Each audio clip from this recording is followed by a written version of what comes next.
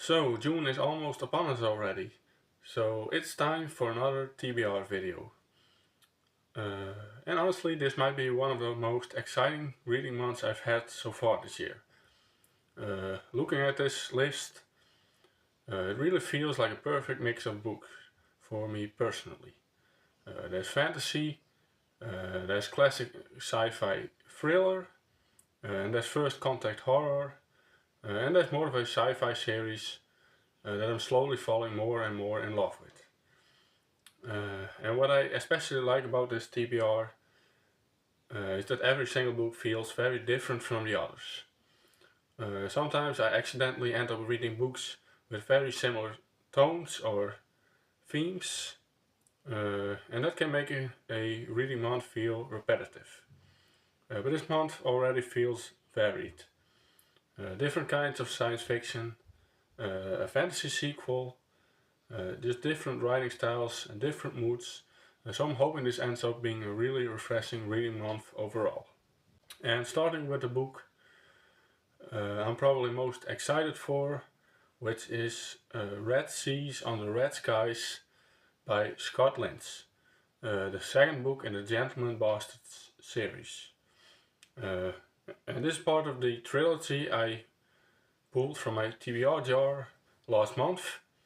And after finally reading The Lies of Locke Lamora, I completely understand why people love this series so much. And that first book instantly became one of my favorite fantasy books ever. It's one of those books where you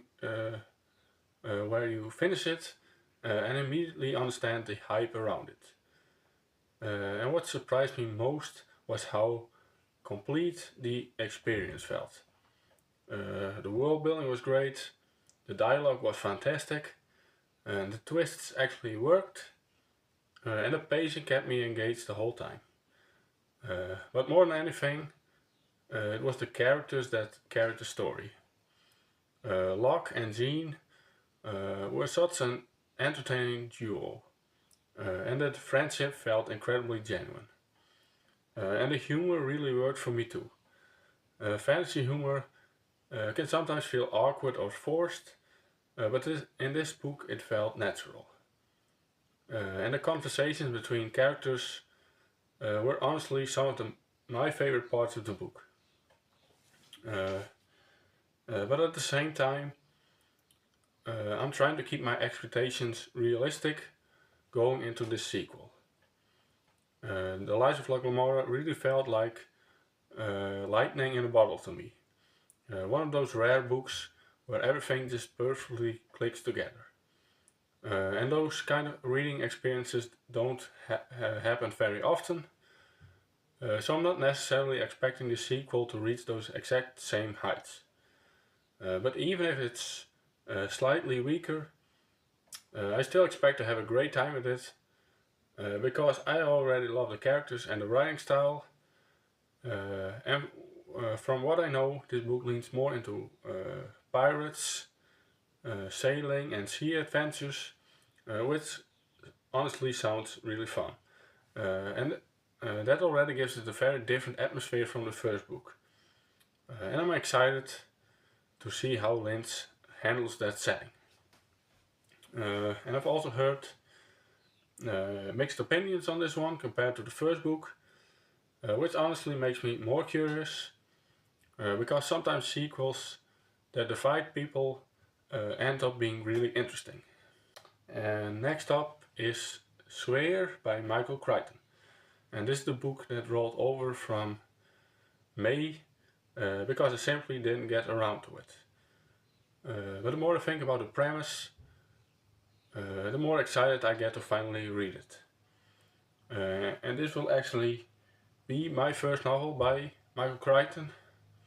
Obviously I know him from Jurassic Park, and I know he has a reputation for writing incredibly readable science fiction thrillers. But somehow I've never actually picked up one. Uh, and honestly, Swear sounds like a fantastic place to start. And the story is about humanity discovering a mysterious object at the bottom of the ocean, after which the team is sent down to investigate it. And that premise alone already hooks me immediately. And the love story is built around scientific mysteries and exploration, especially when there's an isolated setting involved. And deep ocean settings are almost automatically creepy to me. The ocean already feels alien enough in real life, so combining that with science fiction just sounds incredibly tense. You're trapped underwater, surrounded by darkness, under enormous pressure, and very far away from help if something goes wrong. And that kind of setting naturally creates claustrophobia and suspense, and I'm hoping the book really leans into that atmosphere. Uh, but I also want to stay mostly blind going into it. I know there's some kind of object discovered underwater, but I don't really know what happens after that. And I think this is the kind of story that probably works best when you experience the reveals naturally.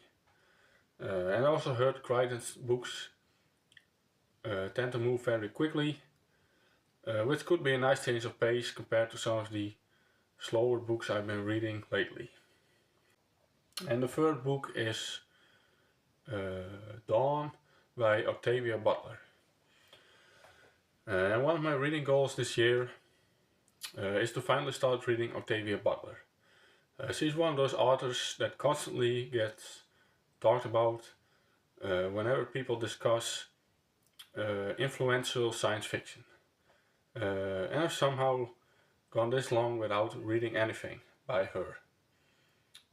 So I definitely wanted to fix that this year.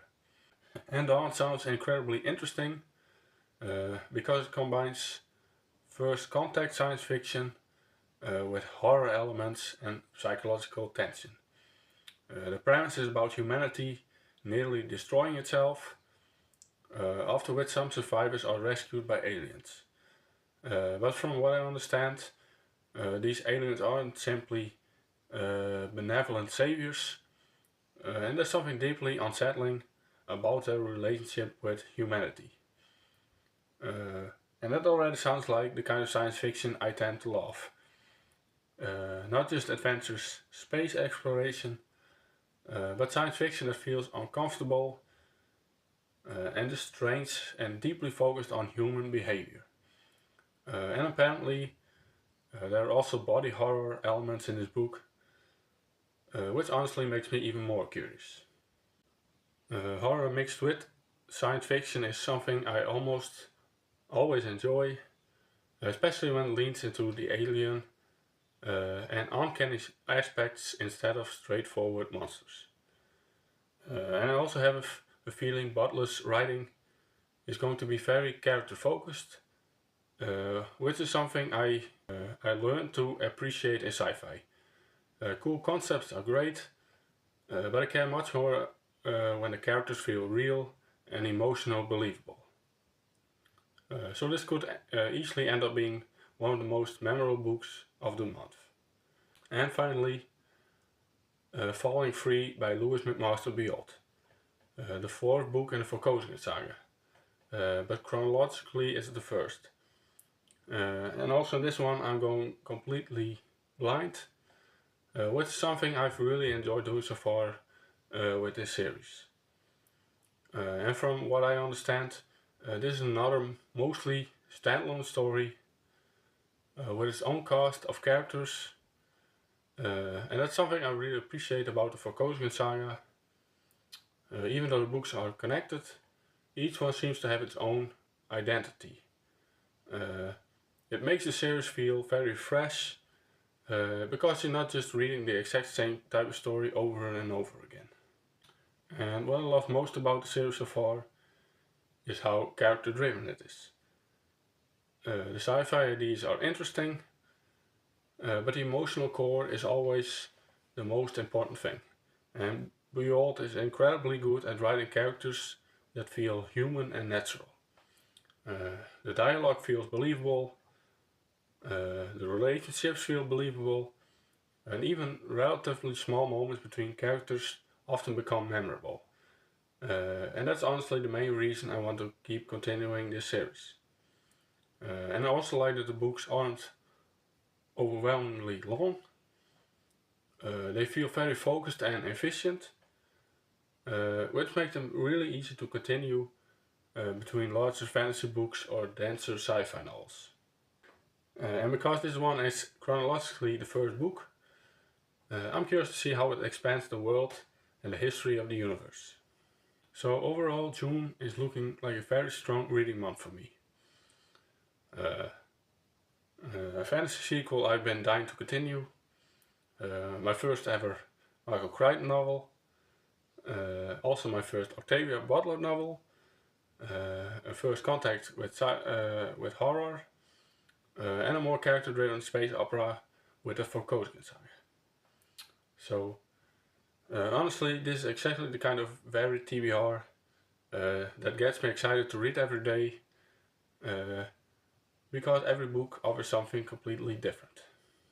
And hopefully I can get through them all this month, uh, because this is one of those TBRs where I generally want to read every single book immediately.